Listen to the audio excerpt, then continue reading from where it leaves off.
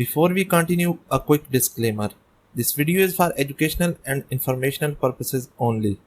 It focuses on device setup and the downloader installation process. Please use applications responsibly and always follow your device guidelines, applicable terms of service and local laws.